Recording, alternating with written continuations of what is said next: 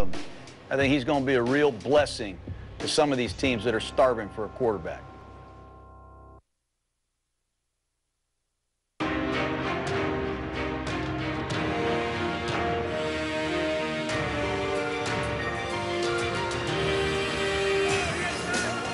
Life is more rewarding when you feel secure. At Northwestern Mutual, we'll keep you ahead of the game with a personalized plan that helps you stay focused on your goals.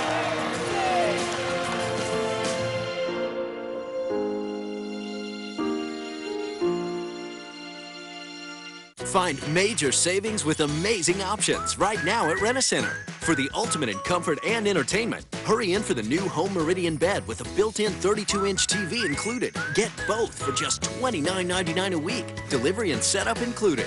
Or grab this amazing deal, a super hot Samsung Galaxy Note 8 for only $18.99 a week, with easy flexible payments and no credit check. Only at Rent-A-Center, where you can get amazing deals and amazing payment options.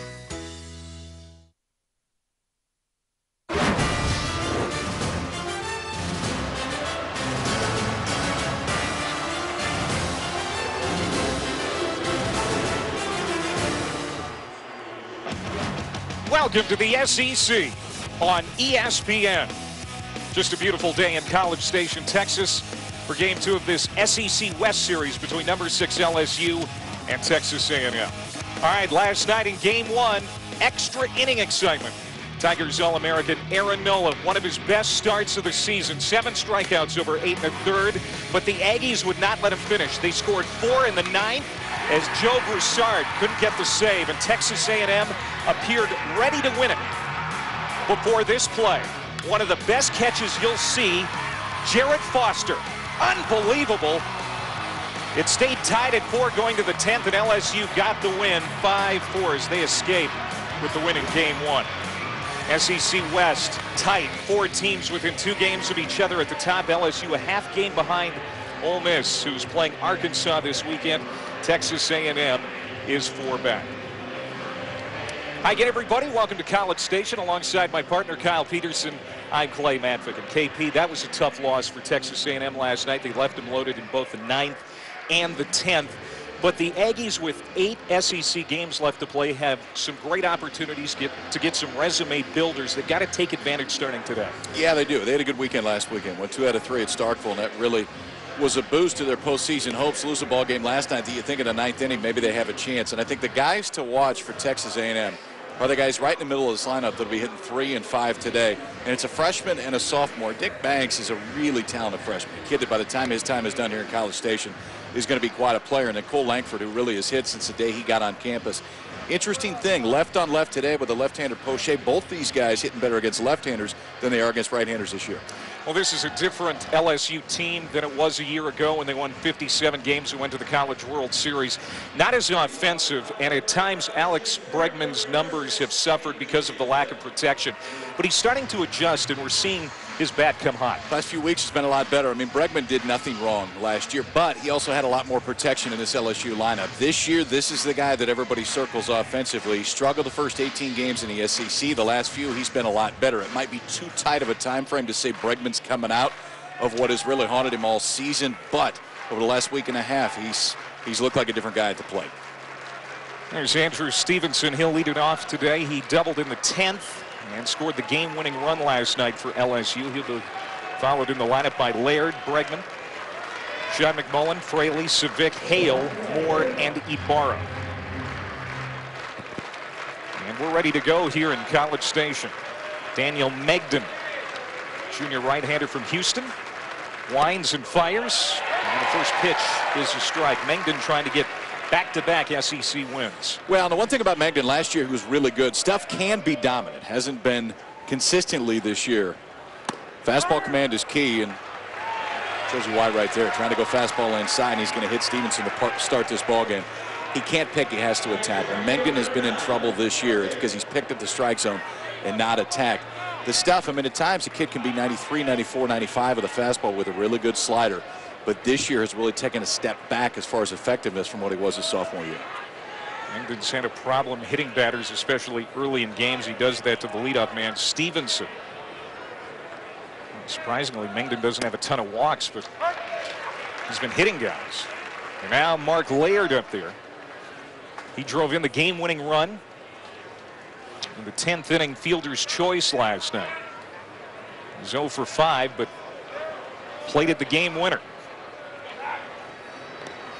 You see a lot of lefties in the lineup today for LSU. And 5 in total, 4 of the first 5 for the Tigers left-handed. So Stevenson's aboard. And the 0-1 pitch to Laird. And it's 0-2. Mengden 3 and 6 with 4.00 ERA. And like I said, he's had some ups and downs this year, Kyle. This will be start number 12. It's just very different from what you saw last year from Mengden. And start last week against Mississippi State, his best outing in a long time. Held the Bulldogs to 2 runs, 9 hits, a walk, a couple of strikeouts in 6 innings. That was his first win since March 7th. Yeah, lost 3 straight starts within the SEC. This is a guy that last year gave up 78 hits in 110 innings. And this year's given up 72 hits in 72 innings. So a hit per inning. And a lot of it really is just fastball control. It's falling behind more, then the ball comes in the middle of the plate, and then Mengden gets touched up. When he's in the zone, though, he can be really good. Second in the SEC in strikeouts. We'll throw over to first one more time.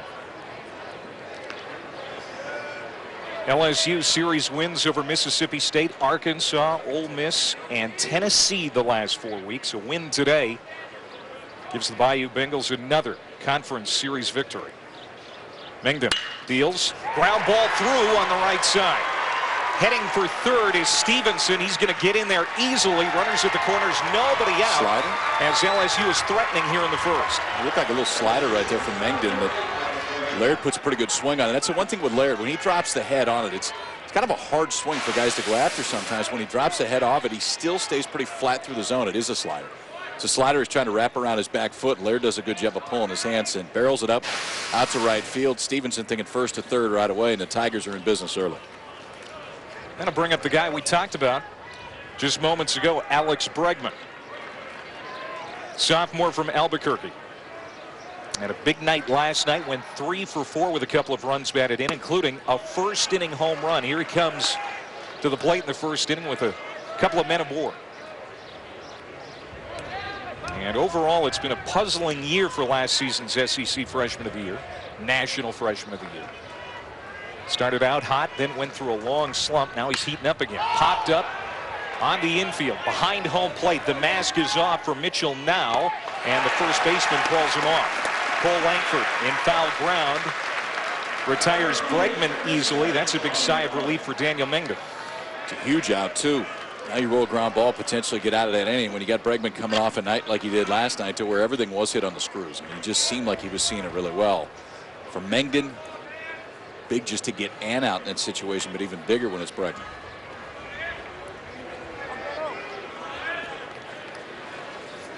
And now here's the cleanup hitter, Sean McMullen. Senior DH. And he'll take inside, 1 ball and no strikes. This guy was a key to the surge in last year's trip to the College World Series. You can see his numbers. Decent power, 4 homers, 27 driven in. It's interesting, this year he's primarily been a middle of the order guy. Last year when he was moved to the leadoff spot in late March, that's when LSU went on their tear, went 33-9 after that. And we talked to Paul Manera, and he'll say putting McMullen at the top of the order was one of the reasons we got so hot. Honestly, I think they need more thump this year, and he's a guy that can give you a little thump from the middle of the lineup. 15 doubles, 4 triples. And the 4 home runs are tied for the team lead with Savic. He's got a hitter's count here with runners at the corners, top of the first. And now 3-0 to Sean McMullen with Jake Fraley on deck for LSU.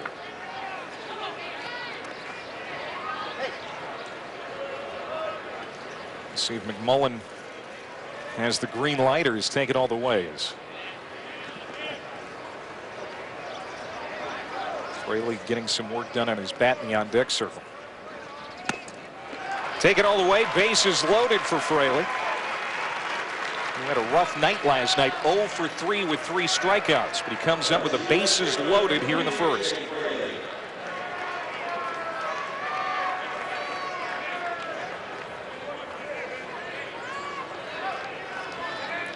Fraley, the reigning SEC Freshman of the Week. 8 for 15 with 6 runs batted in the wins over Tulane and the series victory over Tennessee.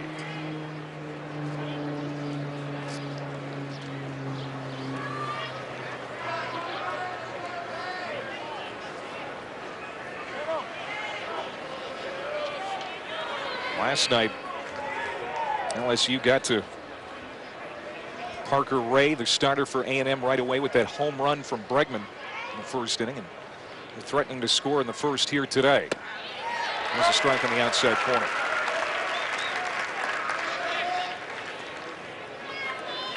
I mentioned it before, Kyle, this offense for LSU, not as dynamic as it was a season ago, but they find ways to get base runners and get them in.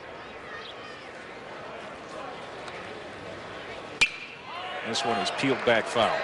I think for this point in the season, where they're at in the SEC, where they're at overall from an RPI standpoint and everything else, I think that Paul Maneri's got the most out of this team that he possibly can. I mean, you got Nola, who's the most consistent starter in the country all year and could go out and dominate anybody else. But after that, rotation's been just okay. Broussard, except for last night, has been outstanding on the back end of the bullpen, but I think he's got the most out of what he's had. There's a called strike 3 as Fraley strikes out for the 4th time in the series. Best fastball that Megden's thrown the entire day, and it's not velocity based, it's location based, especially in the count. So we're going 0-2 fastball, 2-seamer. Great look at what the spin is in that 2-seam fastball when he goes all the way through it. Mitchell now goes out and frames it up. It's the exact spot you want to throw it. Might be an inch or two off the plate, but still that good downward action on a 2-seam fastball, and a giant out right there from Megden. And now he's just 1 pitch away from getting out of this inning. Brings up Cade Savick, the LSU catcher. He swings at the first pitch and lashes it foul outside of third. Savick did not play last night. He's been a catcher, a DH, a first baseman this year. A little bit of everything for the junior. Fire that hometown off. Let me hear you. Maurepas, Louisiana. You didn't think I was going to get that. Breaking pitch sent back over the net. No, I didn't. I had absolutely no confidence in you whatsoever. But you surprised yet again. I've only had 8 years to build up your confidence, and that's where it's at. No, we're not there yet.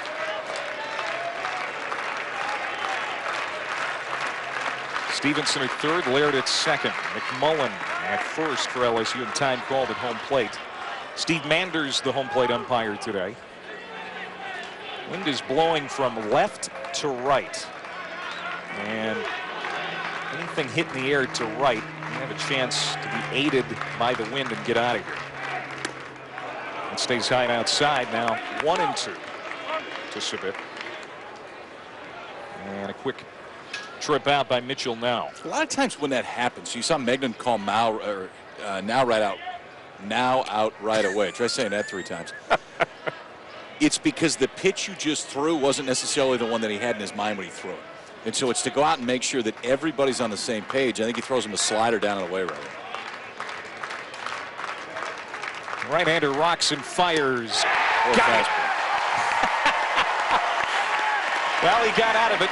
The Tigers leave the bases loaded here in the first. The back-to-back strikeouts for Megden, who really made the pitches when he needed to. So a couple of walks, but a couple of strikeouts to end it. It's a scoreless first from Megden. You have time to shop for car insurance today? Yeah. I heard about Progressive's Name Your Price tool. I guess you can tell them how much you want to pay, and it gives you a range of options to choose from. Huh? I'm looking at it right now. Oh, yeah? Yeah.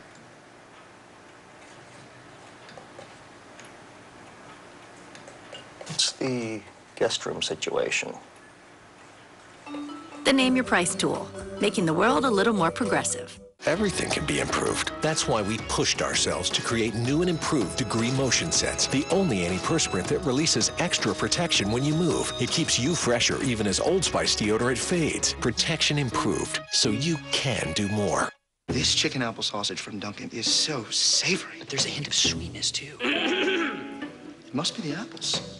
I concur. The new chicken apple sausage sandwich from Dunkin'. Made with real apples and spices, your morning just got a lot more flavorful. America runs on Dunkin'.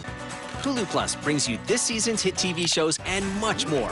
Don't miss an episode of your favorite vampire love triangle, celebrity chef workplace comedy, or any of the thousands of hit TV shows and movies on Hulu Plus. You'll also get original series you can't watch anywhere else. That is messed up. Get unlimited streaming on all your devices for only $7.99 a month. Add Hulu Plus and start watching your way whenever and wherever you want. Go to huluplus.com to start your free trial today. Here's a look at Blake Alamond. He's going to lead it off for Texas A&M here in the first inning. He's getting the start at short today because of the injury to Logan Taylor last night. More on that in a bit. You see McClendon, Langford, Maroney, Banks now, Burke, Gideon, and Bratson. Jared Poche, true freshman for LSU, making his 12th start. And he's been in the weekend rotation all season. These LSU coaches do a great job getting these young, talented players in recruiting that can compete right away. You know, the kid's done a really good job. I mean, it's a mid-2s ERA. Fastball's not overpowering. And it'll be upper 80s, might bump a 90. Early contact is good because he doesn't really have the put-away pitch.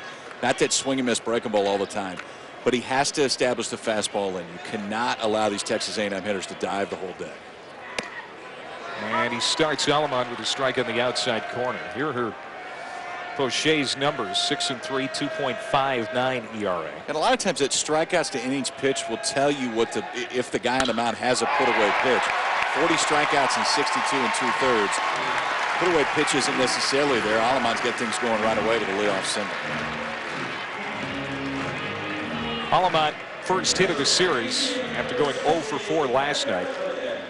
He's the only switch hitter on the roster. And he has now reached in 24 straight games. McClendon to hit. He started the season as the shortstop for the Aggies because of an injury to Taylor, and he'll bunt here. Does the job with the sacrifice, 1 down. Logan Taylor last night suffered a knee injury. Tried to check his swing on a NOLA fastball, and his knee buckled under him. So now the Aggies having to move some guys around, and Alamond's at short today. Well, and they got some decent news. I mean, it was a dislocated kneecap, and I mean, it looked bad. I had never seen anybody do it. It was on a take. The kneecap dislocated, the back knee just kind of gave away. They think there's a chance they could get him back in 2 weeks. So the early indication was actually the best news you could possibly have based on what you saw. So Poche has 1 out, but Langford hits with the man in scoring position. That one's pretty good right there from Poche, and that's the one thing to watch, especially against these left-handed hitters from A&M. Langford's numbers are better against lefties than righties because he really has the ability to go the other way. But it's that pitch he's going to have to take the other way, that breaking ball that's moving away from his barrel. Ball and a strike. Langford leads the team in average slugging, total bases, runs batted in. And really hitting well against left-handed pitching. .415 with 12 runs batted in. .383 with runners in scoring position. That's the case right now. Outside, 2-1. Texas A&M 20-9 at home. 8-9 on the road. So they play well for Rob Childress here at Blue Bell Park. Trying to even this series at a game apiece. Poche comes in. And that's it on the hands, and sends it back foul. Langford on a 7-game hitting streak. Came here as a catcher. He's been playing first base the last couple of seasons for the Aggies.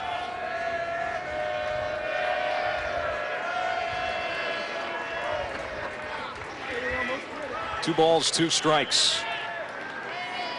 Alamond at second. He's got good speed. Anything to the outfield should get him in. There's a shot to the outfield. They're waving him around. The throw from Laird cut off, and Texas A&M breaks out in front, 1-0. An RBI single for Cole Langford. Pretty good job out at second base too. Because Allman in his spot had to freeze. When that ball was hit, it was hit right on the screws, and it's, you can see the front side. A lot of guys left on left. It's the front side that will end up going, but Langford's so good with the front side. He keeps that front side in. Fastball inside half. Shoots it out to right field. Allman froze on that ball out at second base, but still enough speed to come around and score. And now Jonathan Maroney to hit. Maroney tied the game last night with a 2-run single in the 9th.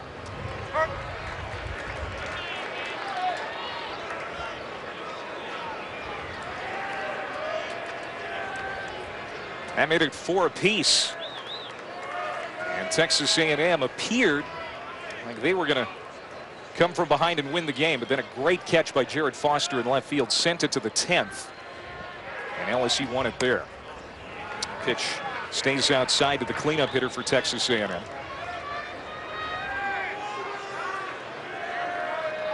Jonathan Maroney. The last 11 games hitting .393 with a homer and 7 driven in.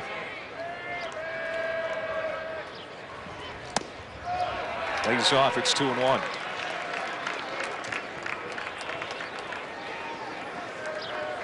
So a good start for Texas A&M, and they needed one here today after the loss last night. The run batted in by Langford. He's at first.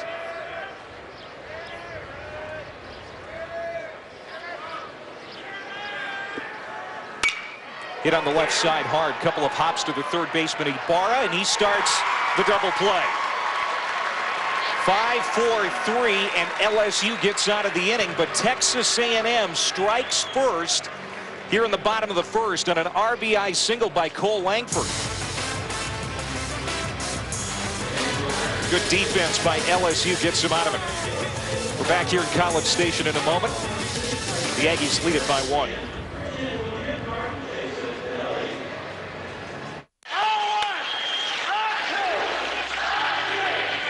Rule 19.14, the age of the confines shall not affect its friendliness. Sunday Night Baseball, Cardinals Cubs at 8. Baseball rule.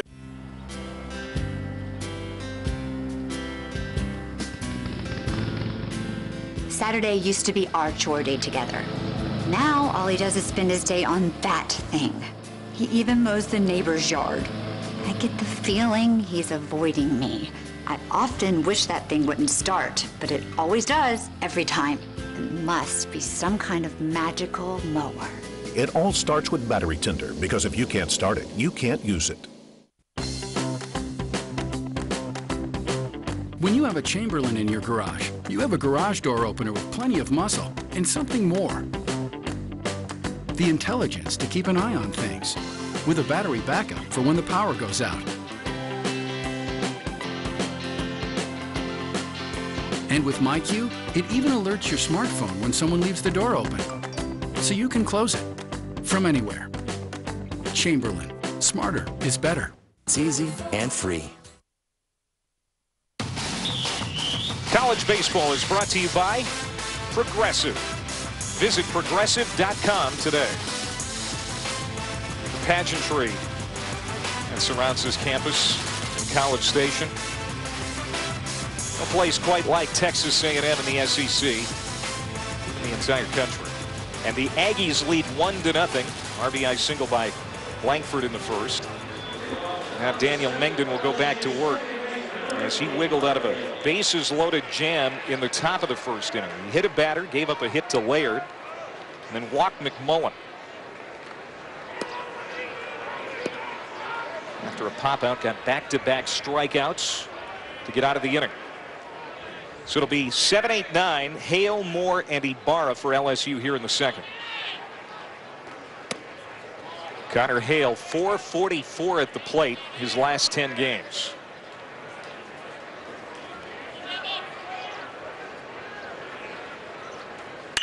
This one hit hard to left. Backing off is Maroney. He's not going to get to it.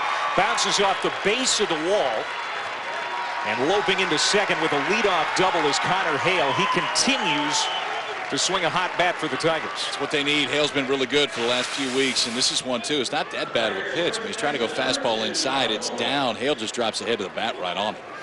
Backspin out to left field in a day where what wind there is, which you're always going to have some down here, is blowing from left to right, so it's not helping that ball. Still enough to get over Maroney's head for a leadoff double here in a second.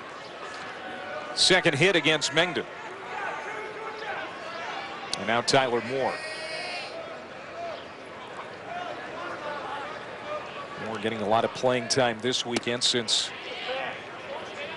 LSU is going to be facing all right-handed starters for A&M. He caught last night. Also plays quite a bit at first base. That's where he is in the lineup today. Swung out and missed on the changeup. The ball and a strike. I'd see a ton of those from Mengden, but a good time for it, especially against a left-handed hitter. First pitch fastball out of the zone. That time ran a pretty good changeup, and Moore just swung right over the top of. Throw it again. I think a lot of times goes to throw it, and you get the reaction that you're looking for, and then you go away from it. Get that reaction with the whole infield push to the right side. Throw it again. Now 1-2. I'll throw it again. It's 2 in a row. I mean, I think so often you see pitchers, especially when you get swings like that, and you go back and you go away. Hitter's going to show you everything you need to see. If the hitter hasn't made an adjustment in 2 straight pitches, throw it again. If he rolls over, you get an out to the right side. It advances the base runner, but you still get the out. Other thing here, try to go in, see if you can tie it up, keep that runner on second base. Daniel Mengden was a two-way guy last year. You alluded to that. Now just concentrating on starting pitching. Do you think he's benefited from just focusing on the mound? Numbers would tell you no. I mean, because the numbers aren't as good this year as last year, but that's his professional future. I mean, when he goes to the next level, and he's going to have a chance. Somebody's probably going to put him in a pen. But when you put him in the pen, I think you're going to see the fastball come back closer to what it was last year. You know, he could be 93, 94, 95 out of the bullpen with a pretty good slider, and that works. But some guys, their mind works better when they're also out in the field. We've seen it from A.J. Reed this year for Kentucky. Some of his best offensive games are when he's on the mound. He skips away from Mitchell now, but he pounces on it. And Connor Hale will go back to second. But it was still a good read by Hale. And what you want to see on that secondary lead is when you see the ball going down in the dirt, extend it, get a few more. So watch the initial secondary lead. Now we're going to go a little further. Little further, but not too far that you're going to get picked off. So if the ball gets even further away, Hale's off to third base, but still not too far to where they're going to pick you off. Leadoff double by Hale. 2-2 to Moore. This one popped up. It's going to stay on the infield. Alamon looks up into the noonday sun, makes the catch. And there's one down here in the LSU second. It was another changeup. So all of the swings that weren't good for Moore in that at bat were all on changeups. And you saw it right there. So a few changeups to get to 2 strikes with a breaking ball down in the dirt, and then came back with the changeup. And he gets a similar swing that he did the first 2. Just a little fly ball out to the shortstop. Now Christian Ibarra, number 9 hitter for LSU. Ibarra came in as a junior college transfer last year, made a huge impact as the team's everyday third baseman. Was first team All SEC a season ago. Hit over 300, 6 homers, 39 driven. Now the offensive numbers are down this year, as this one is foul, ball and a strike. And I think Ibarra's problem is a little bit what Bregman's been dealing with this year. There's a lack of protection up and down this LSU lineup that the Tigers had a luxury of last year. Yeah, I mean, it was very different. I think that's the one thing that maybe sometimes you don't realize until guys are gone. But you had Mason Katz and Rafe Rhymes right in the middle of that lineup, and you knew that they were going to hit. I think Bregman got a lot more to hit. Ibarra got a lot more to hit. He hit 6 in their lineup most of the year. So often the jump from junior college to the Division I level can be a big jump just because of consistency. You might see the arms at the junior college level, just not the ability to throw breaking balls in certain counts and off speeds. Ibarra was good his first year when he was here. You think the next jump is going to happen. It just hasn't this year. Breaking pitch. Now it's 2-2. Daniel Mengden. 77 strikeouts on the year. Has 2 here already today. And that one stays high now. Full count to Ibarra and Andrew Stevenson at the top of the order on deck.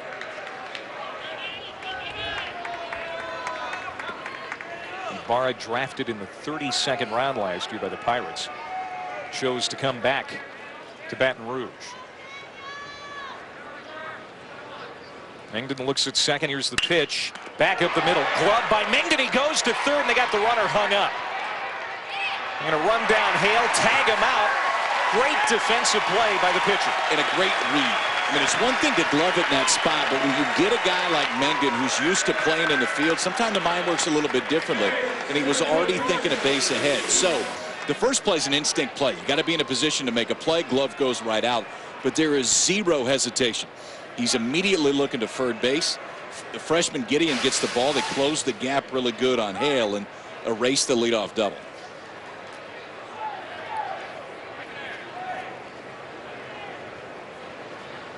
So 2 outs for Stevenson. Stevenson hit by a pitch his first time around.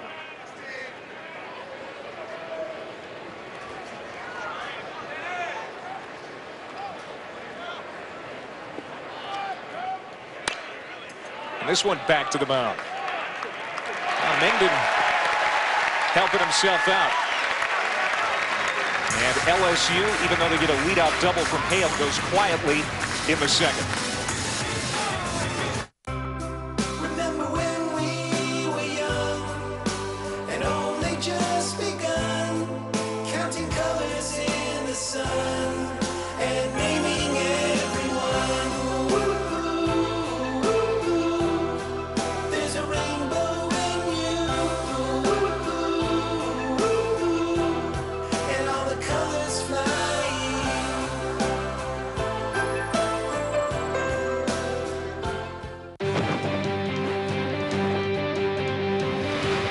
The outdoor power solutions have landed.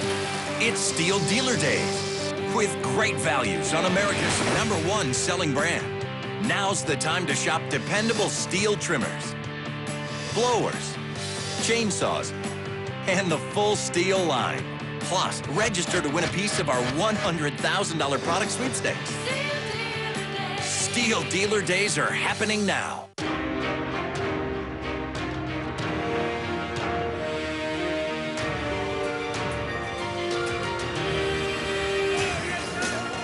Life is more rewarding when you feel secure.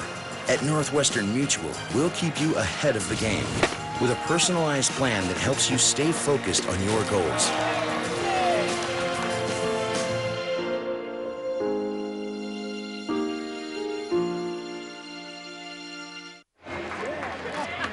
We're going to wrap up this series tomorrow at 2 Eastern over on ESPNU. The Tigers and Texas A&M. College baseball. Tomorrow at 2 on ESPNU, also live on Watch ESPN. Blue Bell Park. It's a beautiful stadium. And Texas A&M has played well here this year. They're hoping that they can finish strong. As you can see, their RPI is 38 coming into the day. They are probably into the national tournament if the season were over today, but there's still a lot of games left. And they've got to finish strong. Yeah, and that's, I mean, the tough thing in this league is, you know, you're not going to get any layup weekends, and you're kind of looking for that 1-3 game set. Who can we really run away with?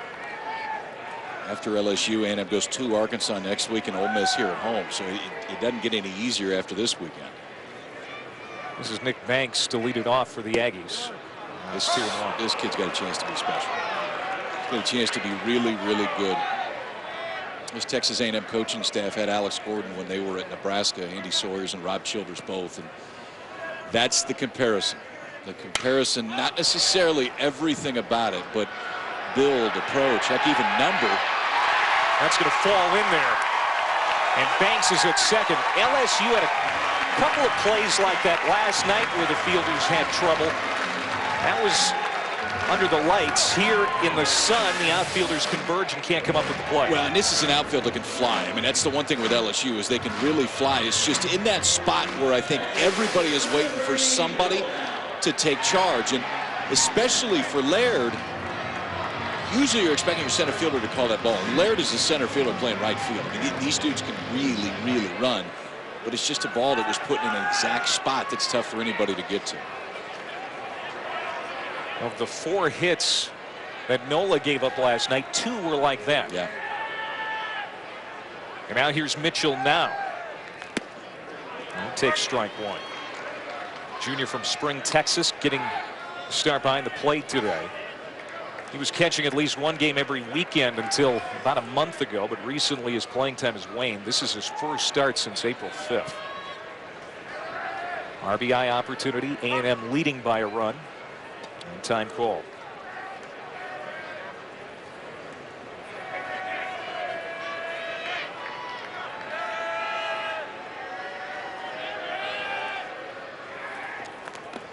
It's in the dirt. Savic doesn't have a play at third as Banks is in safely. We were talking about it last half inning about the secondary lead and how important it is, and you see it with Banks right here. There's 2 things: you either extend that secondary lead or just go. And this time Banks takes those 2 steps and just keeps on going. Ball gets away from Savic enough, everything in front of the freshman Banks. He's now standing at third base with nobody out. So the wild pitch on Poche, and a ball and a strike to Mitchell now. Chopped. Bregman fields it. Checks the runner and throws out now. 1 away. I'll bring up Ryan Burke. So with the infield in, that chopper wasn't high enough to get over the glove of Bregman at short. Yeah, Banks' first read is go. I think he scores right there. Just because Bregman had to go back, and it takes a little bit of extra time to set your foot. If there's 1 out, I think you're absolutely trying to score in that spot. Nobody out, I think he made the right choice. Here comes Ryan Burke. And this is counterintuitive. The number of lefties that Texas A&M has in the lineup today.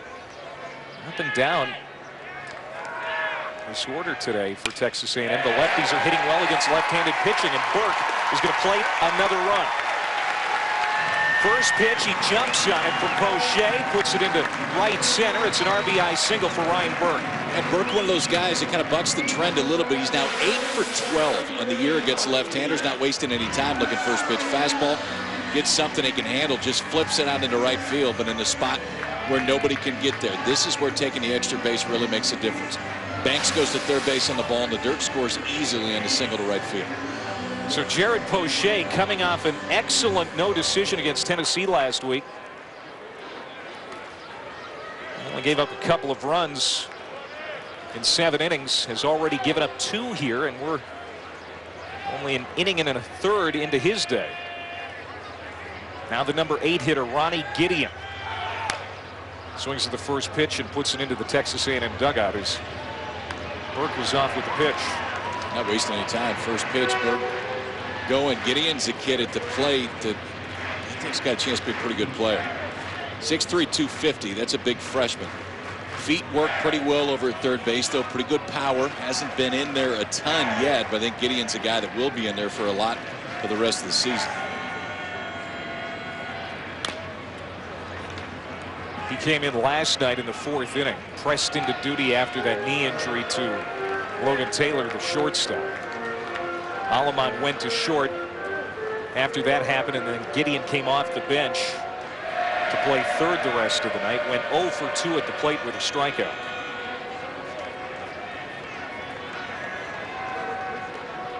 Train rolling through beyond the right field wall.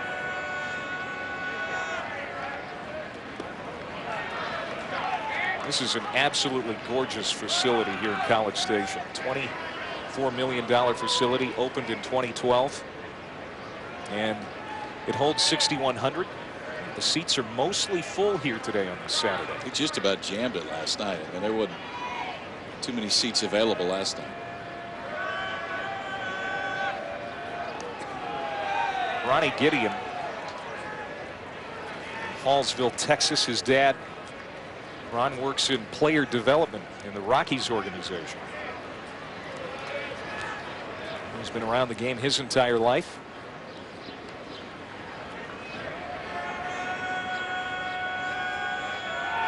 One, two, down. Runner goes. Here's the throw. Right on the money. Cade Savick guns down Burke. They're 2 down. On plays that are this close, a lot of times the throw has to be there, but watch the glove of Hale, how he lets the ball travel. So a lot of times guys will go get that ball, and then you got to pull the tag all the way back. Hale lets the ball travel about as close to the base as he can, so it's just catch it, put the tag down. If he goes out and gets it, it's probably enough that Burke steals the base.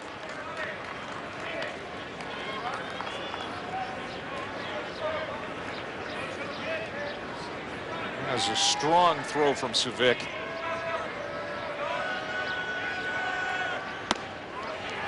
Yeah, the throw has to be there. And if the throw's not there, it doesn't make any difference because you can't do it at second base. And the jump wasn't bad at first. Vic got rid of it in a hurry. Sometimes you see a lot of guys that just get jumpy. Infielders will get jumpy when they try to go get that ball.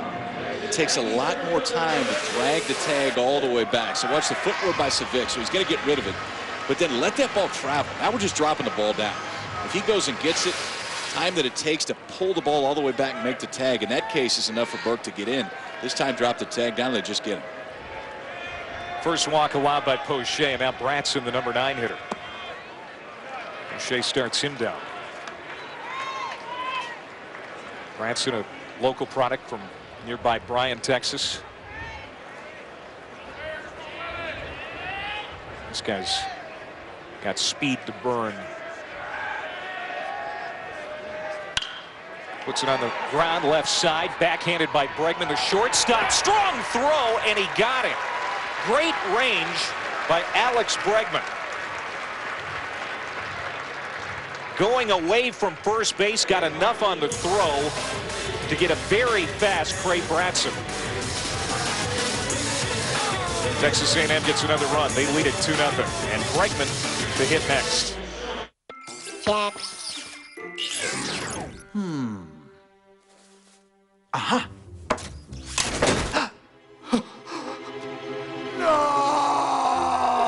Energizer protects your devices from damaging leaks. Deep breath in and relax into child's pose.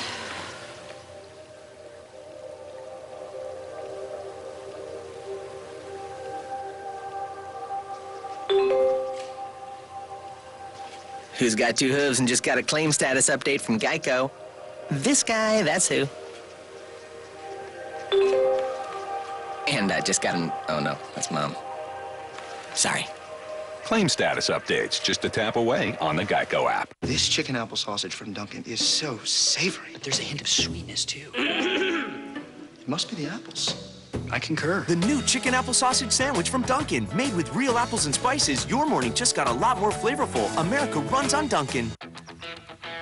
Okay, so what kind of car should I get? Definitely something with 4 doors. New or used? Used. It's gotta be black. Now compare new and used cars and even special offers side by side. Now that's a good deal. So when you find the right car, That's the one. there won't be any doubt in your mind. Autotrader.com, the ultimate automotive marketplace. Welcome back to College Station and the SEC on ESPN. Alongside former Stanford All-American Kyle Peterson. On play, Matt Vick. It's 2-0 Texas A&M as the Aggies try to get even in this series. LSU won at 5-4 in 10 last night. It's going to be Mark Laird, Alex Bregman, and Sean McMullen. 2-3-4 to hit here in the LSU third. Down a couple against Daniel Mengden.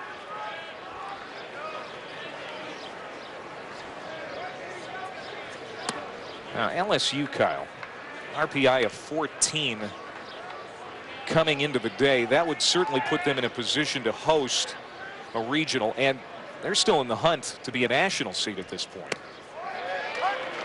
They are. Yeah, they're definitely in the discussion. I mean, I think if it ended today, I think they'd probably host, but I don't think they're going to be a national seed. I mean, you got 1, maybe 2 out of the SEC. Florida's in a really good spot right now. It's 3 in a row that Mengden has gloved. Laird is quickly out. There's Pulmonary.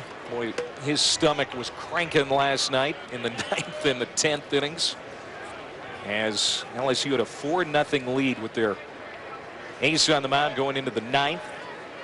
And Nola couldn't finish the game. Broussard couldn't lock down the save. Went to the 10th, and fortunately for Pulmonary's sake, he got the win.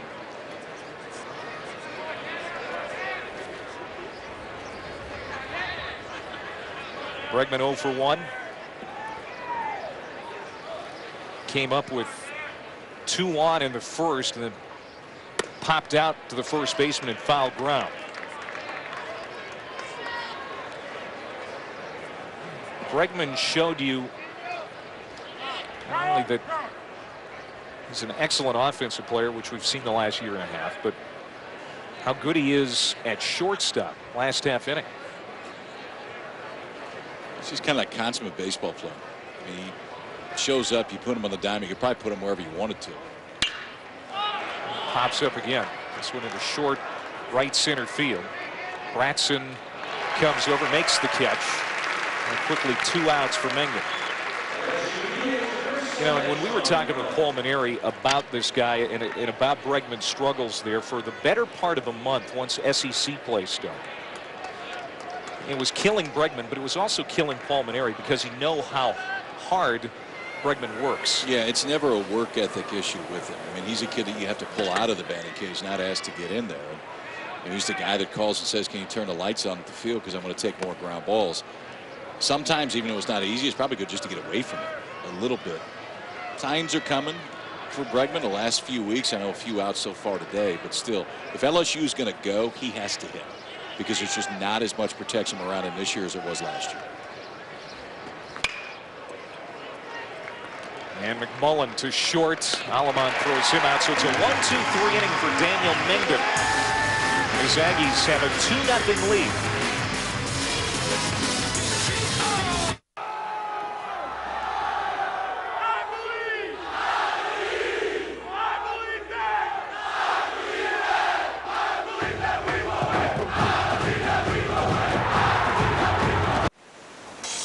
Let's get a little breeze on this land. All right. Now let's get some bounce in the rhythm. All right. Let's get some fire on our hearts. Now that is what we call all right. Run, come, get some Jamaica. The Big Switch event is here. Your big opportunity to switch to Suddenlink Home Phone. Get unlimited local and U.S. long distance available with innovative calling features like voicemail to email, plus the added protection of enhanced 911 service. And you can even keep your phone number. So join the thousands every month who switch to a better phone service for less money. Suddenlink makes it easy. Home phone unlimited for $15 per month when you bundle. Now.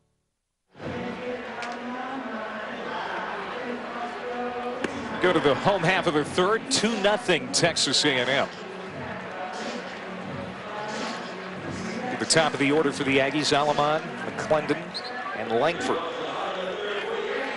As the fans here enjoying the sunshine in College Station. Jared Poche, Louisiana's Mr. Baseball last year and Gatorade Player of the Year. His high school team to the state title. And 12-0 with a 0.61 ERA, and he has impressed Pulmonary and LSU fans here in his rookie season at LSU. In fact, he did not play football his senior year of high school. He was a quarterback. He wanted to concentrate more on baseball. Boy, did that pay off with that state championship run. You know, and for Poche, he's probably a guy that's been pushed up a day in a weekend rotation just because of depth this year for LSU. If the depth was there, he's probably thrown on Sundays, maybe midweek. But yet he's responded. I mean, a mid-2s ERA, he's been outstanding on the weekend, and I think he's a kid that throws really well within his stuff. That's important. Ooh. That hit him. So Alamond is on to lead off the third.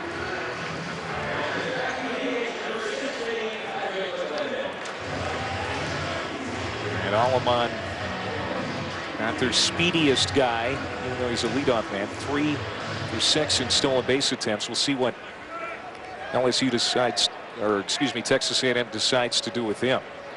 As McClendon hits, he had a sacrifice his first time around.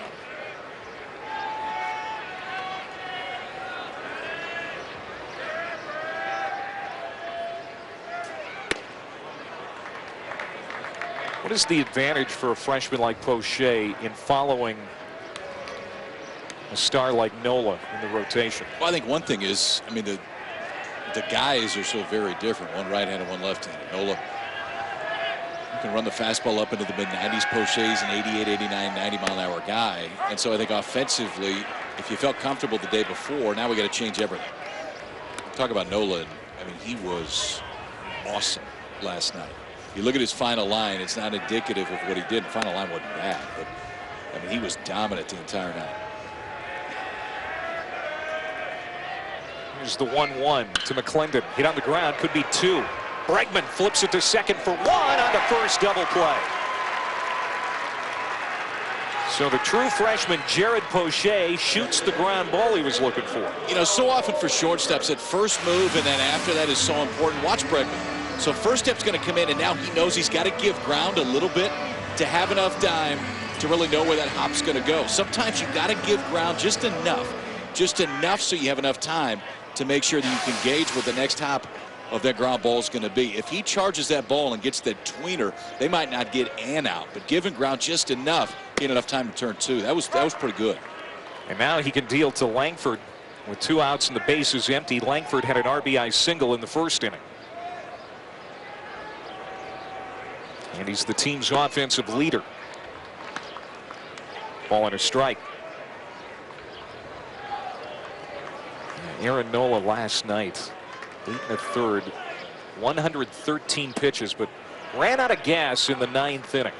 It looked like he was going to have enough steam to finish it, but it wasn't the case. It was a tough no decision. Yeah, I mean, you look at those 3 earned runs, and I mean, he gave up 4 hits in the whole ballgame in 8 1/3 innings, but he was dominant. What a play at second by Hale. Cubs up firing and easily gets it.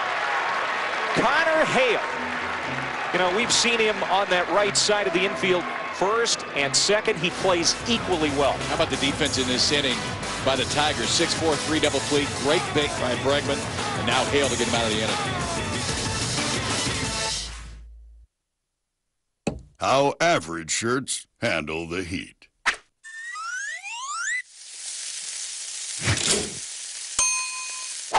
How Duluth Trading Armachillo shirts handle the heat.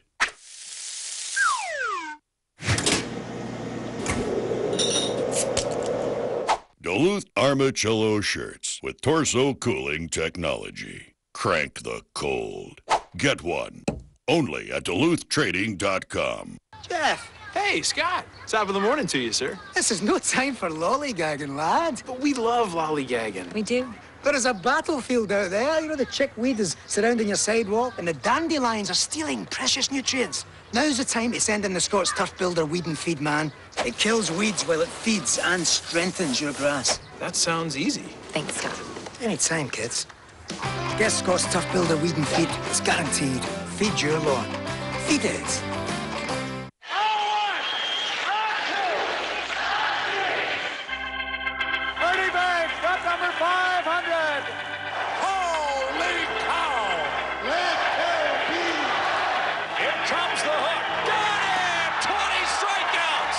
Rule 19.14. The age of the confines shall not affect its friendliness.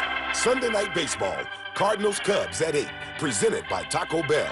Baseball rules on ESPN. ESPN's coverage of college softball continues this weekend with an SEC showdown tonight at 7:30 and tomorrow at 1. Kelsey Stewart and the hard-hitting Gators travel to Fayetteville to take on the Razorbacks. Home is the Gators' last series before the conference tournament. softball, Florida, Arkansas on ESPN, also live on Watch ESPN.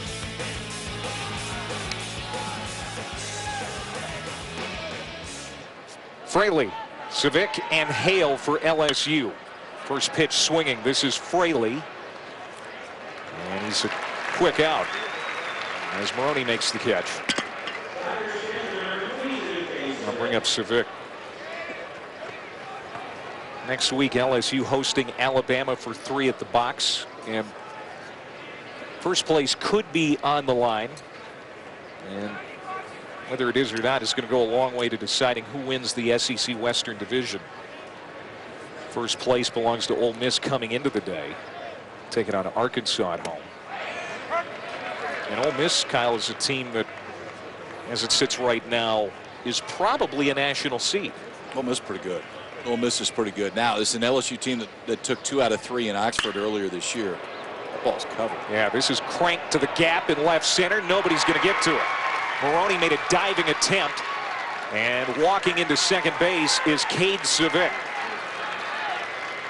A 1-out double for LSU. There's some flash in Civic's bat. I mean, when he gets it, it'll go. And this is a big ballpark, especially now. The winds have basically died down, and what wind there was is going to take it to the bigger part of the park. But Civic, good backspin out in left center field. Maroney can't get there. It's a 1-out double.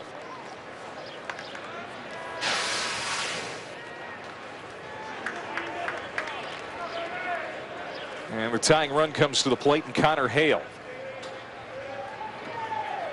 Made 2 really nice plays at second base last half inning. Helped turn that double play to get the first 2 outs, and a diving stop on a ball that seemed destined for right field to end the inning. He had a leadoff double in the second. Ball under strike. Connor Hale had the game-winning 3-run homer in the bottom of the 8th on Tuesday against Alcorn State. A team that was 8-36 coming into that game. They had a 6-1 lead going into the 6th, and again, Paul and Harry was on pins and needles late into that ball game. The Tigers were able to get the win. 3 home runs, 3-run home run, 3-run home run, 2-run home run, the difference. This one hit a mile high to right field. The right fielder doesn't see it. Nick Banks asking for help, and it lands in the corner. Civic is easily going to score. Holding up at third is Connor Hale. And now the ball gets away, but nobody back at third. So Hale will just go back to the bag. Could see right away the first instinct or first action of an outfielder, and Banks, the minute this ball went up, and they're pointing. Ryan Burke, the second baseman, is pointing, but never saw the ball. And if you're Texas A&M, it could not land in a worse place. If you're LSU, it couldn't land in a better place. All the way down the right field line. Hale just about came all the way around to score. Civic scores easily. Should have been a fly ball out to right field. Instead, it's a triple for Connor Hale, and the Tigers are on the board. You've heard the term high sky, especially in baseball, where it seems like it's limitless right to the ozone layer. That's kind of sky we have here today in College Station. Not a cloud. And it's one of those where if you don't see it off the bat, if you do have that high sky, you're not going to find it. There's another one that's sent in the air but foul. Yeah, I feel for Nick Banks because it was obvious that right away he was clueless on where that ball was. That's got to be a helpless feeling. It is. And then right at the last minute, you're hoping it doesn't hit you on top of the head. So LSU getting a run back, and they're a base hit away from tying it. Tyler Moore popped out to short his first time up.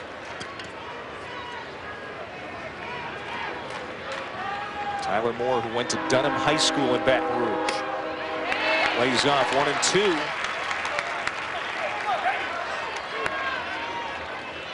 We're going to be talking with Aaron Nola next half inning. Last night's starter for the Tigers, All-American, expected to go high in that first round of the Major League Draft. This gets away from home plate. It's a strikeout, But they're not going to be able to throw out Tyler Moore, and a run scores. We're tied at 2.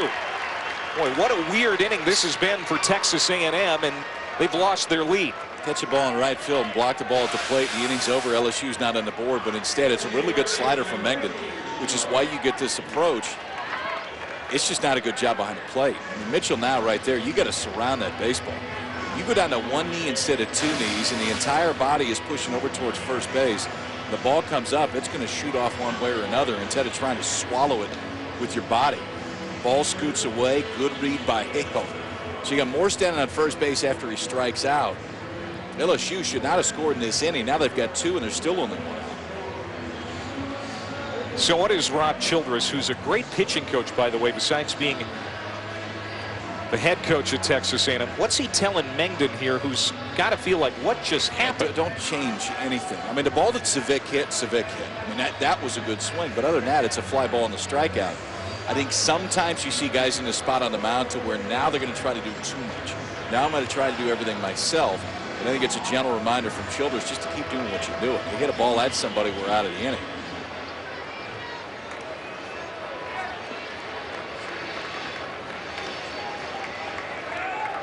Christian Ibarra comes up now, the number 9 hitter for LSU. 1 on, 1 out, 2 in this inning for the Tigers. Ibarra reached on a fielder's choice in the second.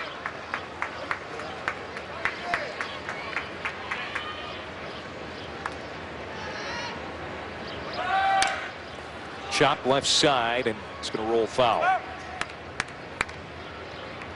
We were talking about Texas A&M's prospects of getting into the national tournament. LSU likely going to host a regional. Kendall Rogers from Perfect Game, who we're going to be talking with tomorrow during the broadcast, right now predicts 9 teams will get into the national tournament from the SEC. 3 national seeds, Florida, South Carolina, and Ole Miss. 2 other number 1 seeds. That's a foul ball. And 4 at large. So 9 total. Do you agree with that arithmetic right now? Yeah, I think before it's all said and done, they're giving more than 9. I mean, it could be a year to where the SEC gets 10. It never has before. 9's the most. But I think that the only thing I would disagree with right there is the 3 national seeds. I don't think you'll see 3 national seeds out of the SEC. I think you see 2 at the most. I think you will see 2. You see most regional bids from any conference is 9. The SEC's done it 4 times.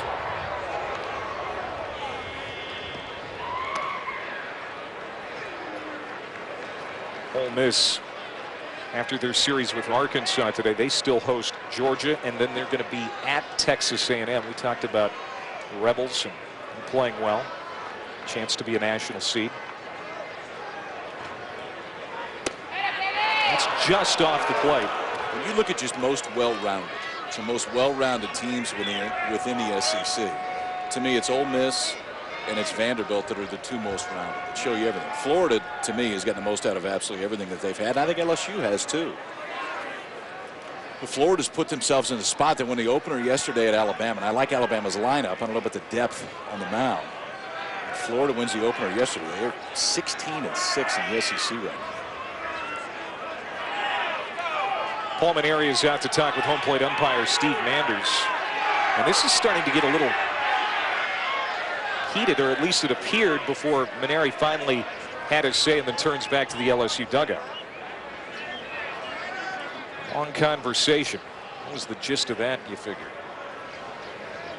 Probably just talking about dinner. Plenty of time, noon game. You got to figure out where you're going to go eat. This could be 2 to end the inning for A&M. Low throw to first, but picked by Langford. And Mengden gets out of the inning, but LSU ties it up at 2. We're going to talk with that man. All-American pitcher Aaron Nola next. Hi, it's Max from Blue Tax. If you owe more than $10,000 in back taxes, I have important news for you. Because you can count on 4 more years of heavy taxing, the time to settle your tax debt is now. The IRS has just announced a new expansion to their Fresh Start initiative and are offering more flexible terms to taxpayers looking to settle their IRS debt. Don't lose your chance at paying as little as 1/4 of what the IRS would previously accept. Blue Tax will confront the IRS so you don't have to. We'll resolve your wage garnishment before payday and stop bank levies right away. If you owe tens of thousands or even hundreds of thousands to the IRS or state, our team of attorneys and enrolled agents can resolve your case and stop any legal action against you. Even if you've been audited or haven't filed a return in years, Blue Tax can help. Call Blue Tax right now and find out if you could qualify to settle your debt for 75% less than before at 800-450-6033. That's 800-450-6033. 800-450-6033. And remember, you heard it from me, Max at Blue Tax. Woohoo! 2, order now.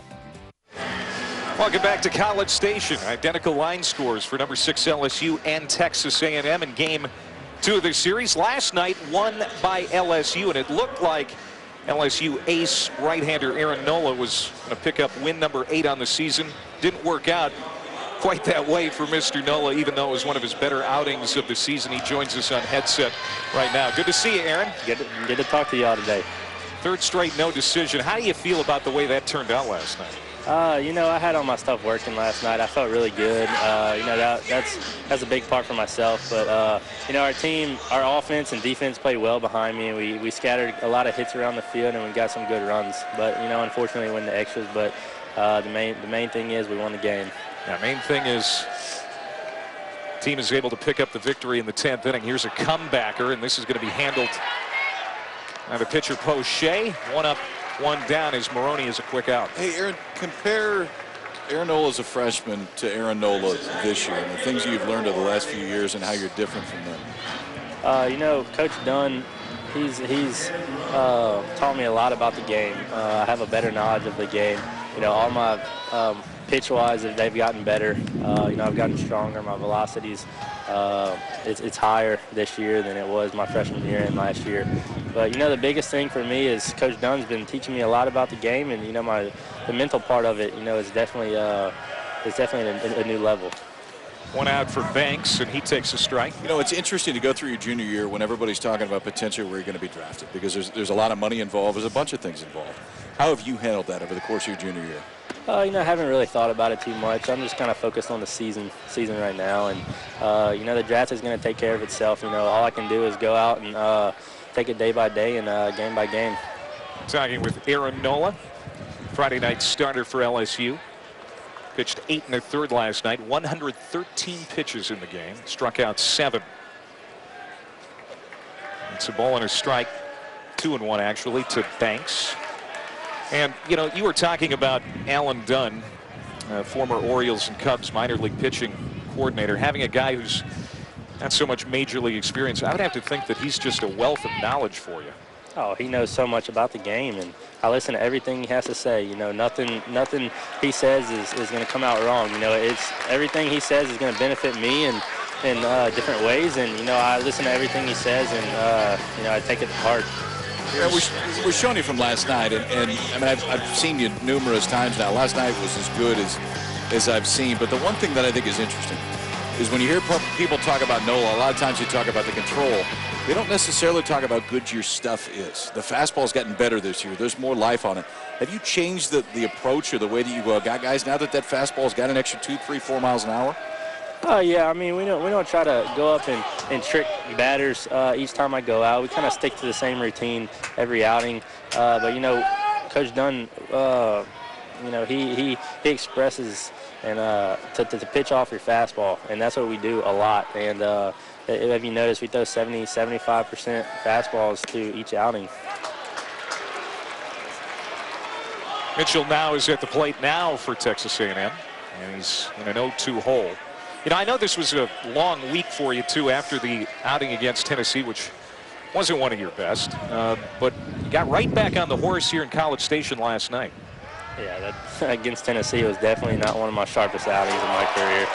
There's a strikeout. As you know, the 3 or 4 walks, and that's not usually me. And you know, it's a long wait. You know, pitching every 7th day, and you know, it's all about working through the week and having a good work week and getting my mind back on track. I mean, what was it like to play with your brother in college baseball? There's just not a lot of guys that get a chance to do that once you get past the Little League, and you got a chance to do it at one of the highest levels. No, it's definitely a dream come true. You know, it all started out with that draft from my high school senior year to his junior year in college, and you know, we kind of debated where we were going to go, but you know, luckily we both ended up at LSU, and it was definitely a dream come true, and a dream for my parents also. Has he talked to you about what to expect when it comes to the draft? Yeah, he just told me, you know, it's going to work out the way it is. You know, don't stress about it, and you know, I'm not. And, you know, it doesn't really matter, you know, where you go. It matters how committed you are and how much you love the game. Well, I know you love the game. Thank you very much, Aaron. Congratulations on a good outing last night, and LSU got the win. That's the most important thing for your team, as you said. Fun to watch you, man. Keep it up. Thank y'all. There goes Aaron Nola. He's been the most consistent in the country all year. He just, the guy on the mound, and he does it. Everybody talks about the finesse and how Nola, there's no finesse. I mean, he's coming at you 92, 93, 94, a bump of 95. His slider was awesome last night. Changeup continues to get better. But he shows you absolutely everything you want to see, and he's a guy that you can shoot through a minor league system when you get him in there. He and Tyler Beatty at Vanderbilt expected to go in the first 5 to 10 picks of the Major League draft, and this is a pitcher-heavy draft that's coming up in June. Yeah, I mean, you got Rodon at the top. You've got Hoffman, who's missed a few starts now for East Carolina, but the stuff for Hoffman's off the charts. You compare Nola and Beatty, I think they're very different guys. I think that Beatty's pure stuff is probably better, but Nola's overall, I mean, the control's off the charts. But his pitchability and how fast you can push him through a system. So is the ceiling a little bit higher for a Beatty? Yes. Is the level of certainty higher for a Nola? Absolutely. And I think it just depends on which way a team wants to go. Who does he remind you of? Nola?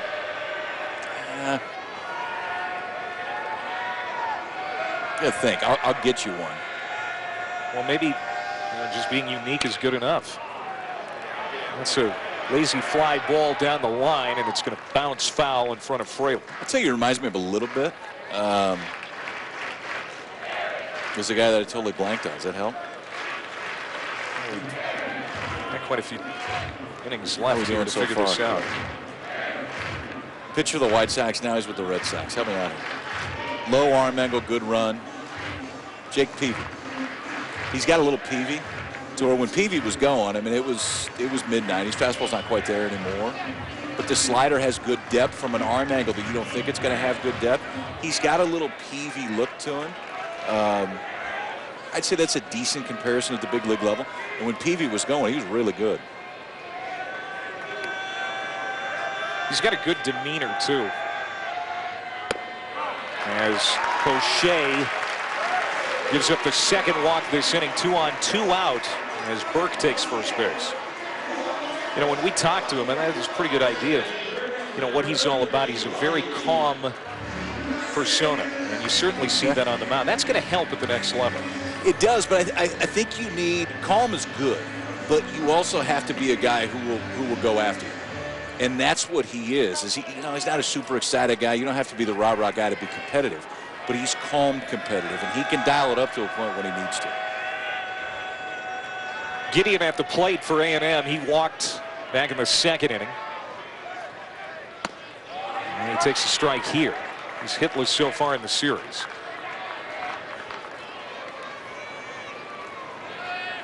Banks at second, Burke at first. Poche trying to work out of it here in the fourth.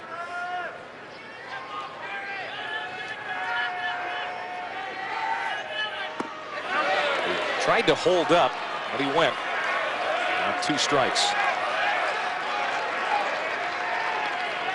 Trust your catcher, throw that one and bounce it now. Just hand started really early right there for Gideon.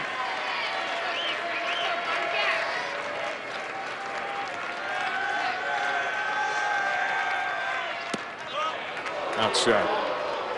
Real quick, you mentioned Rodon for North Carolina State a couple of years ago. I mean, he was expected to go in the first pick. You know, that was as far back as 2 years ago. He was considered the #1 overall pick. Where is he at now? He still could be. I mean, You know, I think the one thing that gets lost with Rodon this year is win-loss record, which he can't control. I think it's the most overrated stat in sports. I mean, the guy on the mound can't control win-loss. He's been pretty good. I mean, he struck out 15 or 16 a week or two ago, and Rodon's still going to go top 3, top 4. And it's just whether who you like at the very top of that draft.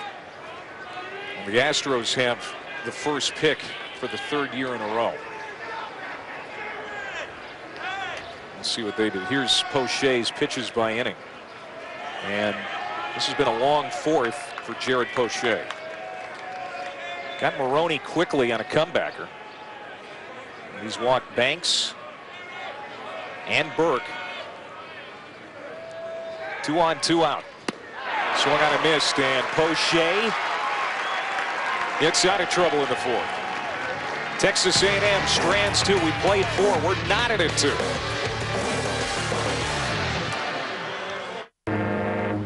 Here's a good one, Seattle. What did Geico say to the Mariner? We could save you a boatload. But what's Seattle's favourite noise? The Puget Sound. All right, never mind. Don't matter. This is a classic. What does an alien seamstress sew with? A space needle. Oh, come off it, Captain. Geico. 15 minutes could save you 15% or more on car insurance. This chicken apple sausage from Dunkin' is so savory. But there's a hint of sweetness, too. It must be the apples.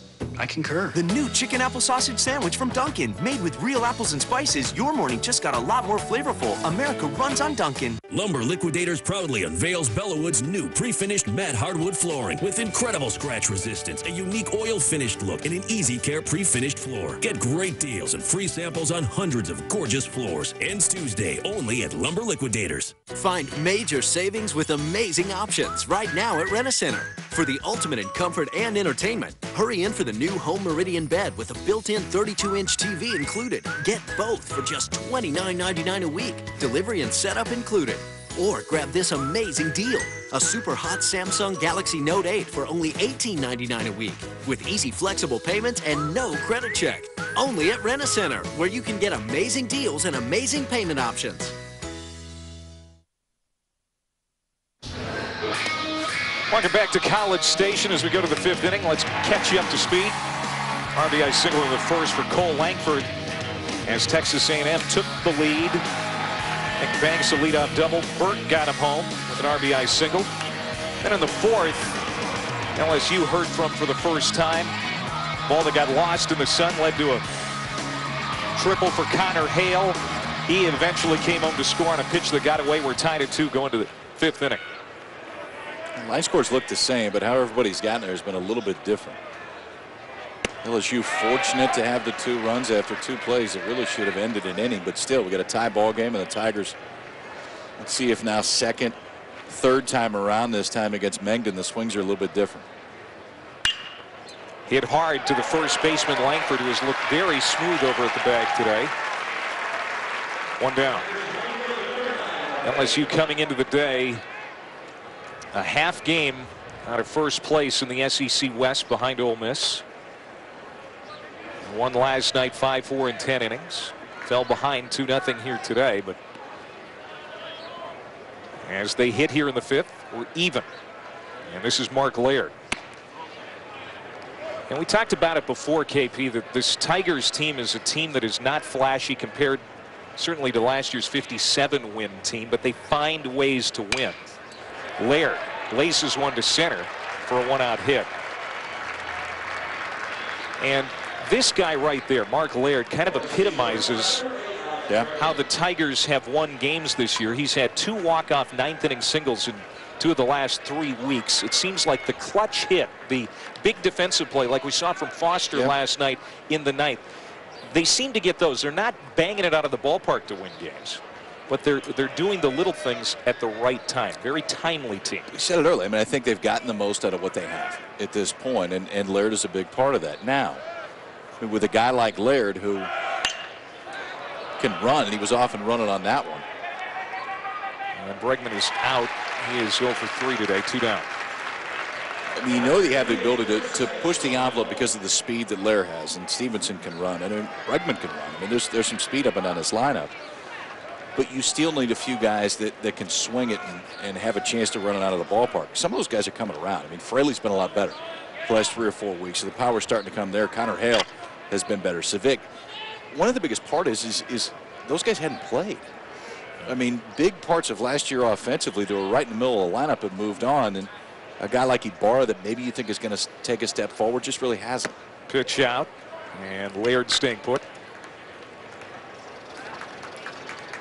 Well, one thing that we've noticed with Paul Mainieri is he seems to push the right buttons as the seasons wear on. Just thinking the same thing. There's been a few different times. One of them goes back to Nola's brother, to when he inserted Nola's brother into the lineup, Austin Nola, and that's when they won the national title. Runner goes to throw from now, not in time. You know, so often when you steal a bag, it's not only the jump, but it's picking a count that you think you're going to get an off-speed pitch. It's a changeup. It's just enough extra time to where Laird's going to make it into second base. And really, it's an easy pitch for now to throw because he's already standing up. But still, that changeup is just a little bit extra time, and it was enough that time for Laird to get in with his 7th stolen base. And a strike to Sean McMullen, who's 0 for 1 today. Walking a ground out. McMullen, an academic All-American in kinesiology. 3.71 GPA, and on top of that, getting it done on the field.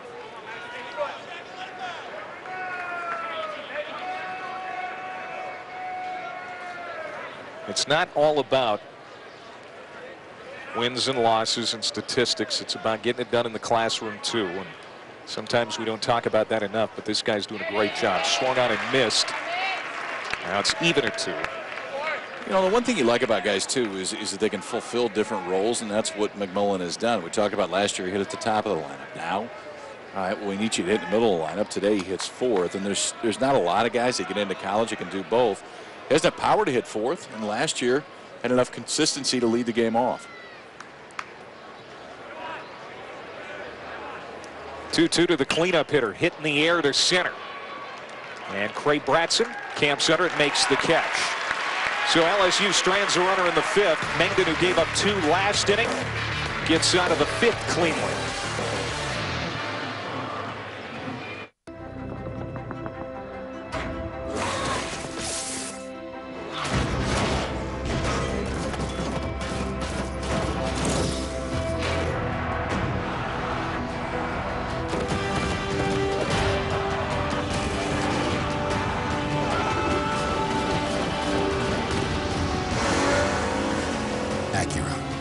Performance that changes the game. A power that goes beyond the machine.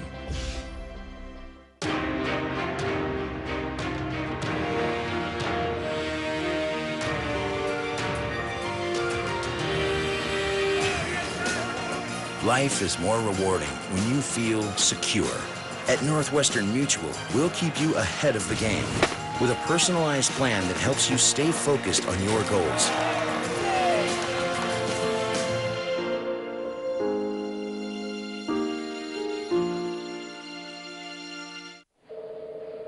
Friday night, buddy, you are gonna need a wingman. And with my cash back, you are money. Forget him. My airline miles will take your game worldwide. What I'm really looking for is... I got 2 words for you. Rewards.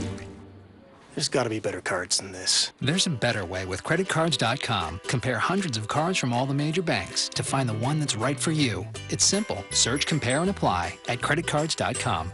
First round's on me. This class of quarterbacks could make more than an impact. They could make all the difference.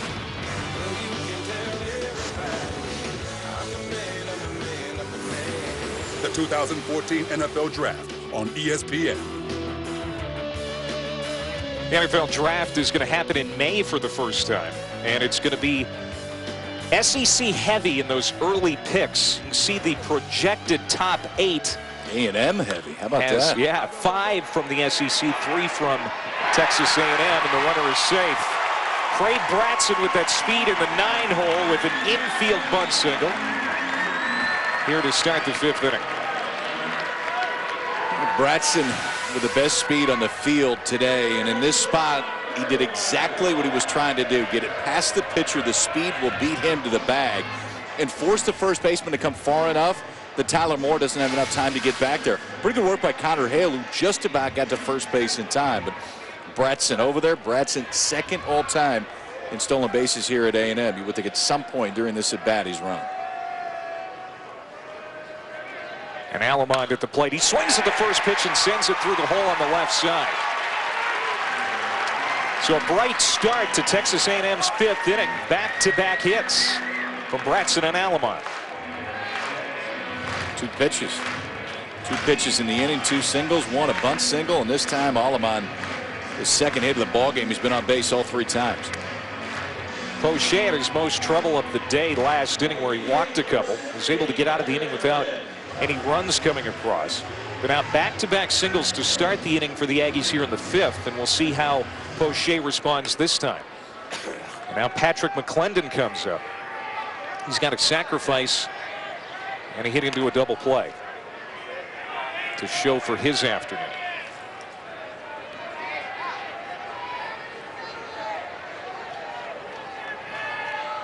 And he squares to bunt again, gets it down again. And for the second time, the number 2 hitter, Patrick McClendon, gets it done with a sacrifice bunt.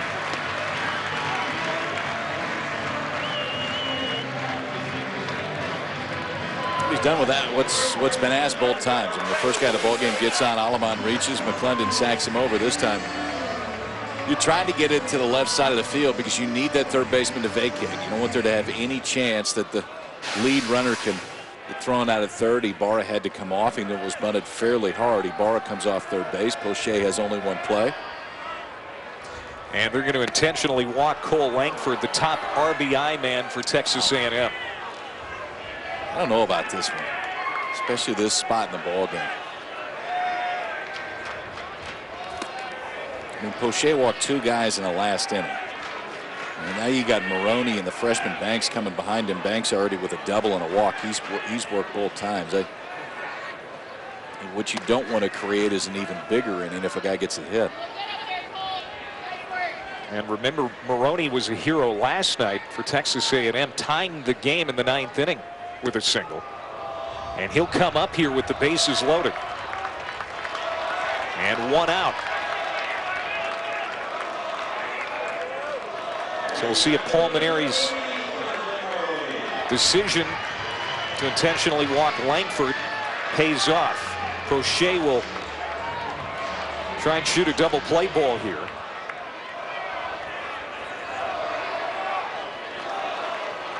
Well, remember, he got a big double play ball in the 3rd inning.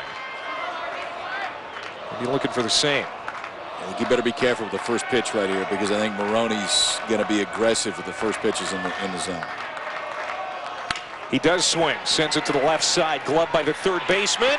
Ibarra comes home and they get the force. So a 5-2 putout. And they are able to get Bratson at home plate. You know, it's a great decision by Ibarra because the ball's not hit hard enough to guarantee a double play ball. So let's make sure we get that lead out. Bases loaded. If it's not a lock double play to where it's absolutely smoked at you, make sure you get that lead out at home plate. Good decision immediately by Ibarra. It didn't take him a split second to make it. You're right. Maroney was jumping all over that first offering from Poche. Hit it sharply, but right at Ibarra. So now the infield can go back. 2 down. And the first pitch to Banks misses outside. Banks today a double and a walk. So scored a run in the 2nd inning.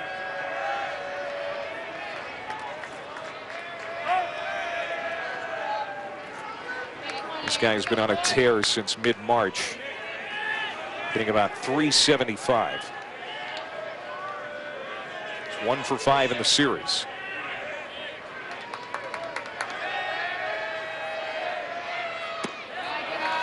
Breaking pitch stays high, 2-0. Jared Poche Gave up a couple of walks in the fourth, but worked out of it. Trying to work out of a bases-loaded jam here in the A&M fifth. Caught the outside corner, 2-1.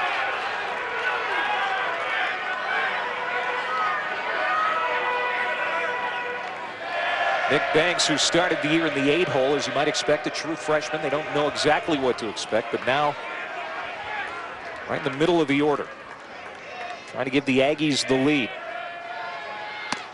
Up and in, 3-1, and Poche has no place to put him. It's the spot where I think the intentional walk when there's one out and first base is open, this is where you can find yourself in trouble. And that's the one thing. Poche had not been perfect with his control so far today. Now you're in a 3-1 count. And on the mound, you feel like you got a groove one. Back up the middle. Hale. Late flip, but he got it to Bregman in time. Best pitch he made of the inning because he didn't just try to throw a strike. He threw a strike with purpose. It might have been ball 4, but it was close enough that Banks wanted to go after it. Little two-seam fastball that tied up Banks, and Poche does a great job of pitching out of a jam. So we're going to load the bases with an intentional walk, then tie up a pretty good hitter.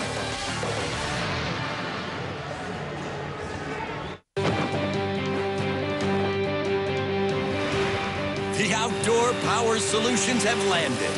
It's Steel Dealer Days with great values on America's #1 selling brand. Now's the time to shop dependable steel trimmers, blowers, chainsaws, and the full steel line. Plus, register to win a piece of our $100,000 product sweepstakes. Steel Dealer Days are happening now. Huh. 15 minutes could save you 15% or more on car insurance. Everybody knows that. Well, did you know that game show hosts should only host game shows? Samantha, do you take Kevin as your lawfully wedded husband? Or would you rather have a new car? Say hello to the season's hottest convertible. Oh, and say goodbye to Samantha. Geico. 15 minutes could save you 15% or more. Hulu Plus brings you this season's hit TV shows and much more.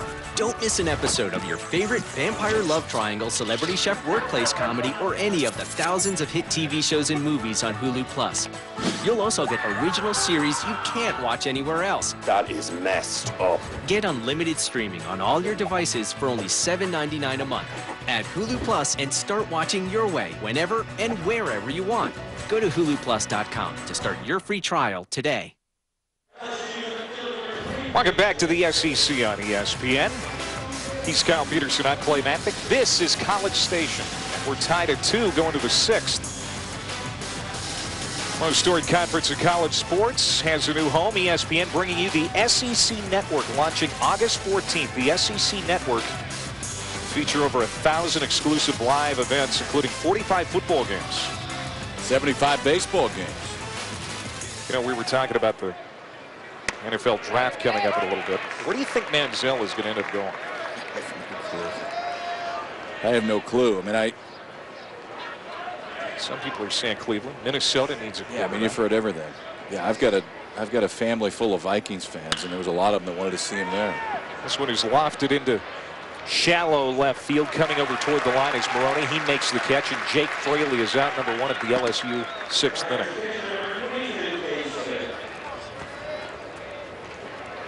Houston Astros, just a couple of hours down the road here from College Station. They have the first pick of the Major League Baseball draft, and we were talking with Aaron Nola earlier. He's expected to go in the top 10. Right now, though, there are a couple of high school players that are on the radar. College baseball is going to have certainly a thumbprint on the Major League Baseball draft in the first round, but maybe some high-profile high school players that are going to go early, too. Yeah, always is. And I think it's the hardest thing for a scout or any organization is from the college route, you've at least seen these guys 3 years against a high level of competition. And sometimes that's not always the case at the high school level, but sometimes the ceiling a little bit higher for that kid. We're going to talk with Kendall Rogers tomorrow on ESPNU during our telecast of Game 3 tomorrow. He's going to fill us in on the draft a little bit more and what he expects. This one is hit into left field as well. Maroney charging, and he makes the running catch. So Cade Civic, who doubled his last time to the plate, flies out here. 2 down. Mengden's been really good today for Texas A&M. And this is a guy that they need to be really good. 3 arms that they thought would be very good this year. Mengden, Parker Ray, Jason Chester. And none of them have been as good as they were last year. There's still time. And if those guys can get back to last year's form, A&M's got a chance to make a little run. Quick 6th inning. 1-2-3 for Mengden. He played 5.5. We're tied at 2.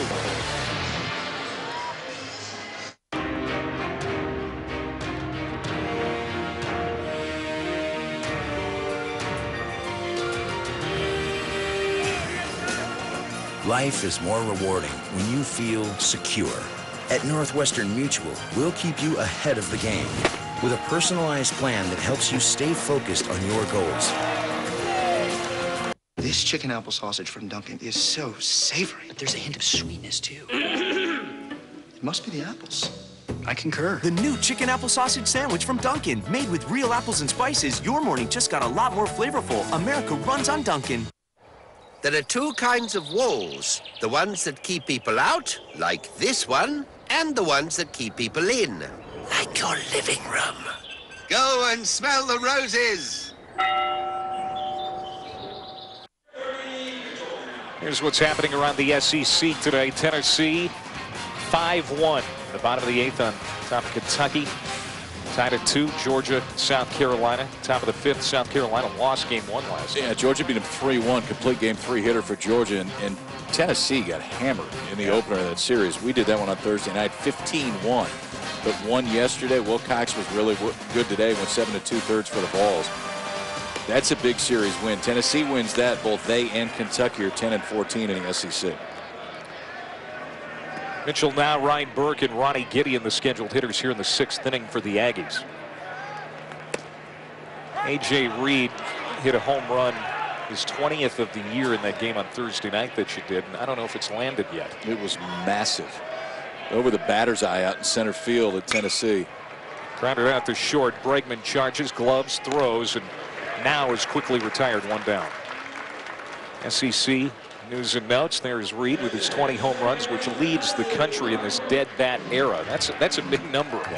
In recent years, there haven't been a lot of home runs in college baseball. The Gators have won their last 9 SEC games. Kevin O'Sullivan seems to have a team destined for Omaha again. And then Georgia, again, taking game 1 against South Carolina and tied today. And Georgia needs to get it going too. I mean, there's 12 of the 14 teams make the SEC tournament. So those last 2, obviously, you're not going to be playing in the postseason anywhere.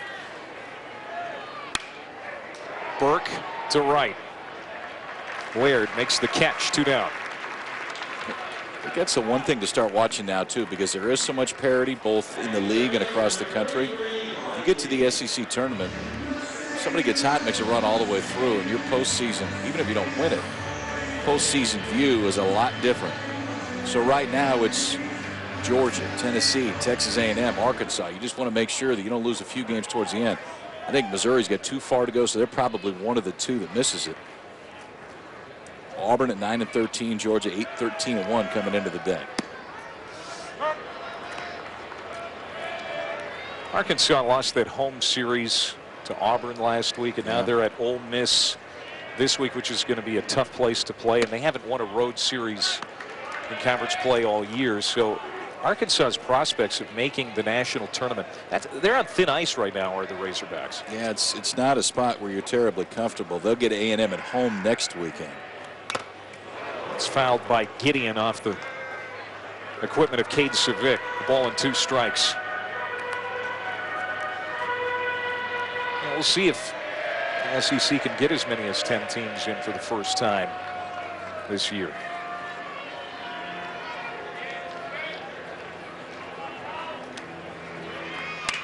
Ground ball to short, and just like Mengden for Texas A&M, going 1-2-3 in the 6th. Jared Poche equal to the task. A 1-2-3 6th inning. We are tied at 2 going to the 7th.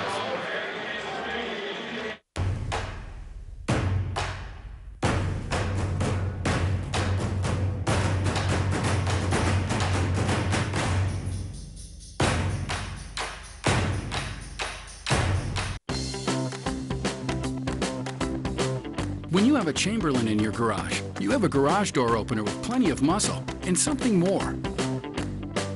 The intelligence to keep an eye on things, with a battery backup for when the power goes out. And with MyQ, it even alerts your smartphone when someone leaves the door open, so you can close it from anywhere. Chamberlain, smarter is better.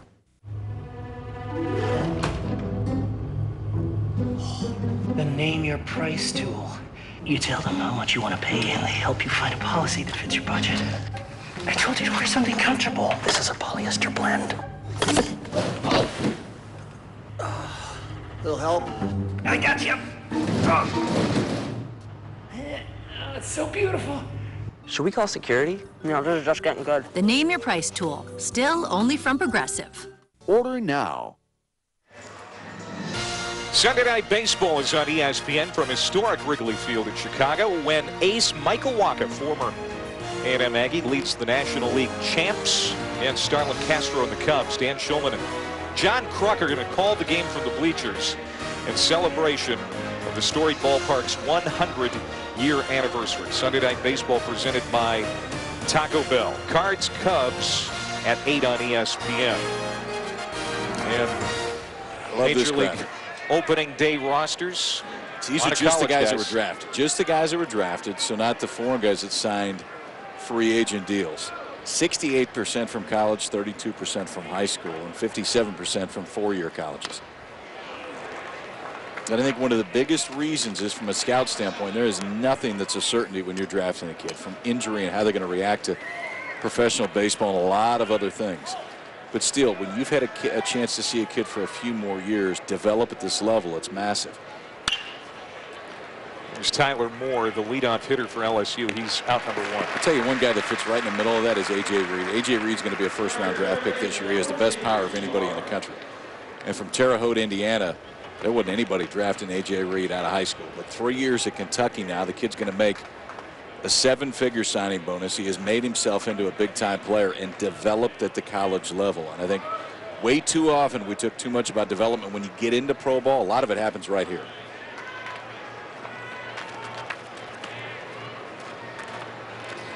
College baseball has produced major league talent over the years, but it seems like it's producing more now as these programs have upped the amount of money that they're putting in.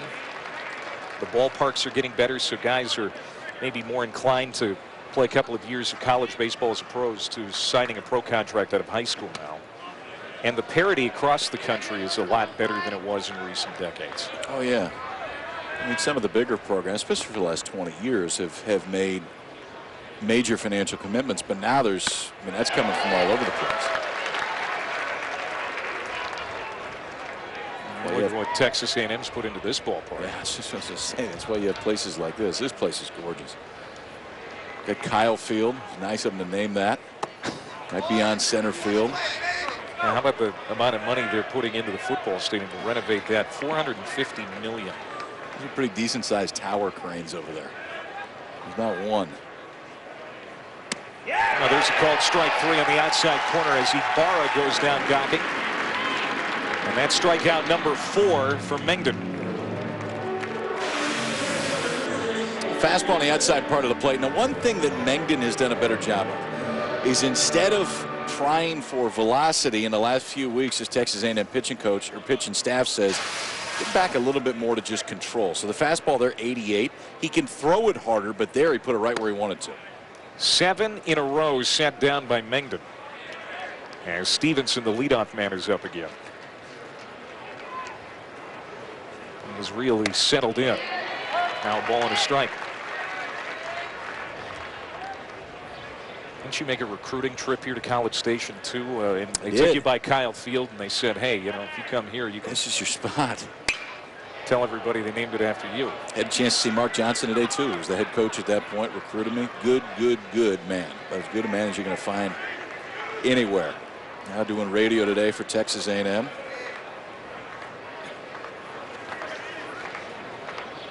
I think he's awake. Studying. That's what it is. So you decided to spurn the offer of the Aggies and head west to Stanford, and we know how that turned out. You're working with me now. Can't have everything. Breaking ball, where was that? Steve Manders, the home plate umpire, looked like he twitched to call a strike, but not the case. That one was pretty good, and the entire infield started walking when that one came in. Now the payoff pitch popped up. Third baseman Gideon coming on. He calls everybody off and makes the catch. And that's not an easy play today with this sky that has already caused trouble for Texas A&M in the field. How about that? 8 in a row set down by Mangum. He is cruising. He's getting better as this game goes on. Under 90 pitches through 7, still tied at 2. Wet Willie's what they called him on the street. Rogue hoses, rain, and juicy llamas. Soaked his pants waist to feet. Duluth Dry on the Fly pants saved the day. All that water got wicked right away. He goes by Bill today. Duluth Dry on the Fly pants. Unwet your pants. Get a pair. Only at DuluthTrading.com.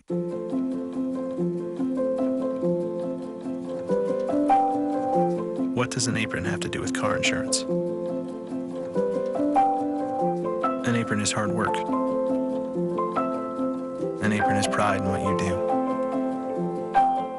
An apron is not quitting until you've made something a little better. What does an apron have to do with car insurance? For us, everything. You never told me Autotrader.com had new cars. I'd love a new 2014. These are sweet, but what kind of deal can I get? Okay, just special offers. Now compare brand new cars from local dealers and special offers. That one. So you can find the one new car your head and heart can agree on. Whoa. Autotrader.com, the ultimate automotive marketplace. 7th inning stretch time here at Bluebell Park in College Station. We got a good one, tied at 2 as we go to the A&M 7th inning alongside Kyle Peterson on Clay Matfitt. Just a gorgeous day here today. Important game for both teams. LSU still trying to work its way into a national seed as their RPI is 14 coming into the day. We talked about A&M at 38 entering this Saturday. I think one thing that's interesting is we had a chance to jump on a conference call with some from the NCAA selection show, or from the selection committee. We thank them for doing it because their honesty was great. And sometimes we talk too much about the poll. The poll does not figure into the discussion when it comes to who will be selected post-national seed, all the above. The one thing I would point out there was Oklahoma State, who's right now leading the Big 12. The RPI, to me, that's going to be an interesting study because they're hosting Arizona State this weekend. They won the opener. If Oklahoma State continues to go, it's a club that absolutely ought to host, but I'm not quite sure if the RPI is going to match up. Some of the others that are interesting, Virginia, from my eyes, is the best team that I've seen. Oregon State's not too far behind. And then Lafayette in an ideal spot and a very good spot to host all the way through. Lafayette beat this LSU team in a midweek game earlier this year. Rain short, but still a midweek game and a win.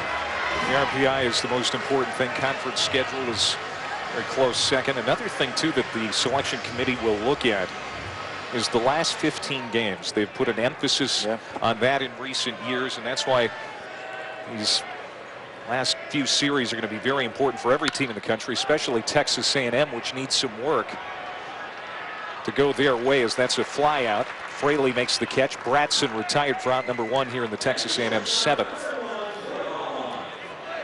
And 38 RPI for the Aggies. They're right on that proverbial bubble. Yeah, I think it's fair. I mean, still time to really make a difference, but I mean, in fairness, time to go the other way too. I mean, you've a few good wins, especially with who they have left. I mean, you got a chance to do some damage on the road next weekend because the road wins count so much more next weekend in Arkansas, and then a really good Ole Miss team comes to town. Top of the Texas A&M order. Alamond hits with 1 out. Poche misses high, 2-1. Poche, 3 walks and a couple of hits in the 4th and 5th innings combined. Worked out of all of that trouble. A&M wasn't able to score in either inning, and then went 1-2-3 in the 6th. So it looked for a time that, you know, he was on thin ice. Now here he works in the 7th inning. Swing and a miss, 2-2. Looked like ball 3-2. I think he's done a great job. I think Poche, and to me, the most impressive one was how he got out of that jam that he got himself into back in the 5th inning. But that was a big, big spot to make the pitch to get out of it. Now it's in full count. Aleman today, a single and a run scored in the 1st, hit by a pitch in the 3rd, and a single in the 5th. He's been on base 3 times today.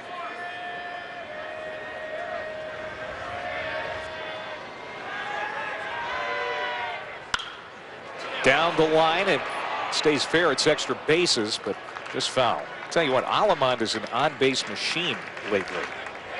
3 times today. He was on base 9 times last week at Mississippi State. Prototypical leadoff man.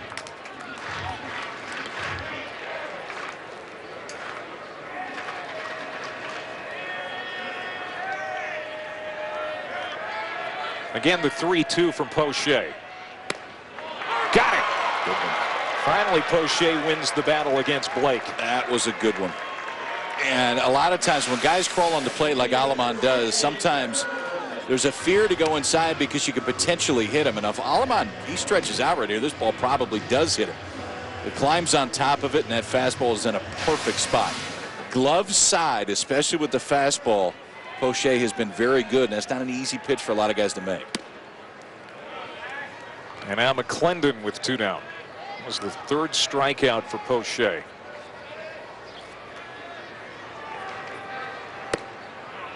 McClendon a sacrifice, hit into a double play, and another sacrifice.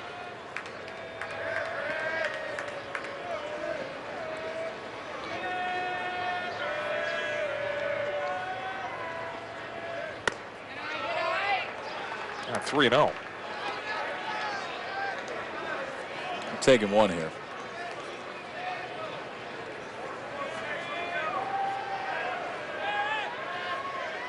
And that's the first walk allowed by Poche since the 5th inning when he intentionally walked Langford. And that's the 5th walk overall for Poche. So 2-out base runner for the Aggies here in the 7th. And Langford coming up now. Langford extended his hitting streak to 8 games with an RBI single in the 1st. This is a dangerous hitter here, and Poche, the way he's maybe losing a little bit of control, he's got to be careful. You talked about him at the top of the order. If A&M is going to get in the national tournament, this is the guy that's going to lead them there. He can hit.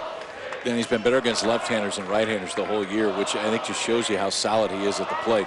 The one thing about Langford is he's a guy that if he gets something anywhere close, he's hacking. He's just walked 9 times. 9 walks, 14 strikeouts on the year. And he's playing every day. Now Alan Dunn, the pitching coach for LSU, who's done such a great job, not just this year, but since he's got there. Making his way out to the mound to talk to Poche, who after cruising through the first 2 hitters, a 4-pitch walk to McClendon, now a first pitch to Langford that missed a ways out. What does it say about college baseball, and specifically the LSU program, where Alan Dunn, who had really good jobs in minor league systems, he leaves that to come to the college game? Some of it's just lifestyle. I mean, the professional game is not an easy lifestyle. I mean, you're on the road a lot more. You know, for the entire season, if you're in the minor leagues, it's probably not your home city anyway. So for 7 or 8 months out of the year, you're not at whatever your home base is. For Allen now, you know the Baton Rouge is home base. His pitching mind is awesome. I love just sitting and talking to him, but the things that they're doing with certain guys and the way that he sees the game, it's a real unique look because of the time he spent in professional baseball and there was time back at this level. Activity now in the LSU bullpen. There's a strike. Okay, so that might seem really small. It's a 1-0 breaking ball. What it did is it slowed down Poche. Action in the LSU bullpen for the first time today. But to go to the curveball slows everything down. Now maybe you get back into the groove if he goes fastball. Hit on the screws to right field, base hit. Down in front of Laird. Rounding for third is McClendon. He's in there. And now runners at the corners for Texas A&M. This kid is hit from the day he showed up, and everything just seems to hit the barrel. He's not that big of a guy. It's not overwhelming power, but he does have 4 home runs. But when he swings the bat, it hits the barrel of the bat. He does it again. So now 2 hits for Langford. He was intentionally walked back in the 5th. He's been on base 3 times. After a 2-out walk and a single, A&M with a chance here in the 7th.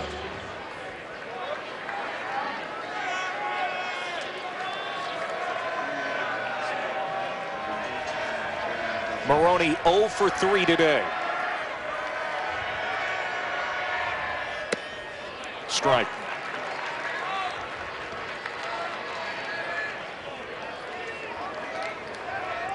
Right-hander Domingue, as you mentioned, Kyle, starting to get loose in the Tigers bullpen. Poche with the first 2 outs quickly here in the 7th. This is outside, a ball and a strike. Now trying to work out of trouble here with 2 on.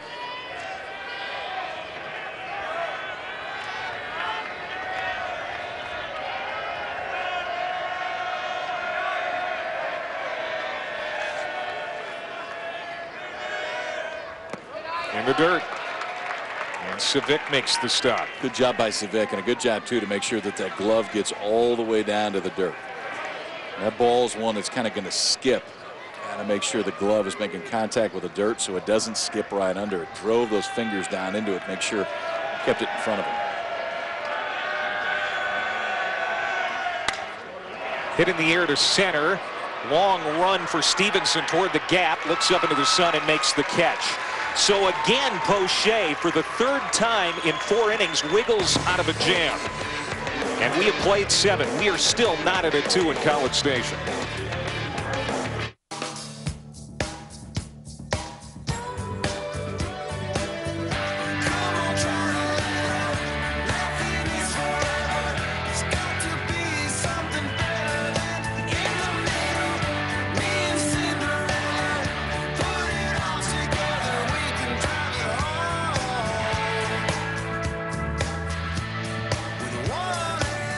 Great rates for great rides. Geico Motorcycle. See how much you could save. This chicken apple sausage from Dunkin' is so savory, but there's a hint of sweetness, too. It must be the apples. I concur. The new chicken apple sausage sandwich from Dunkin'. Made with real apples and spices, your morning just got a lot more flavorful. America runs on Dunkin'.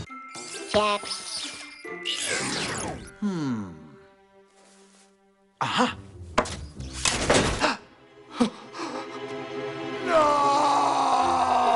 Energizer protects your devices from damaging leaks. Everything can be improved. That's why we pushed ourselves to create new and improved Degree Motion Sets, the only antiperspirant that releases extra protection when you move. It keeps you fresher even as Old Spice deodorant fades. Protection improved, so you can do more. Lumber Liquidators proudly unveils Bellawood's new pre-finished matte hardwood flooring with incredible scratch resistance, a unique oil-finished look, and an easy care pre-finished floor. Get great deals and free samples on hundreds of gorgeous floors. Ends Tuesday only at Lumber Liquidators. Both starters got through 7 today. Now Daniel Mengden, A&M starter, will begin work in the 8th. 7 innings, 5 hits, couple of runs, a walk, and 4 strikeouts. You know, if the defense makes a few plays for Mengden, he's got a shutout through 7 innings right now. LSU's 2 runs came in pretty unconventional way early. But for Mengden, a guy who has scuffled through a lot of this season, but was really good last year, these are giant steps. Pitch count low, which shows me that you're commanding a fastball. Strikeouts are low, which is okay right now for Mengden because that fastball is staying in the middle of the zone, and he has been very impressive today. He'll deal to Laird, Bregman, and McMullen, 2, 3, and 4 for LSU here in the 8th as this game is getting long in the tooth. Laird 2 for 3 today. And he's ahead in the count here, 2 balls and no strikes. A couple of singles for Laird.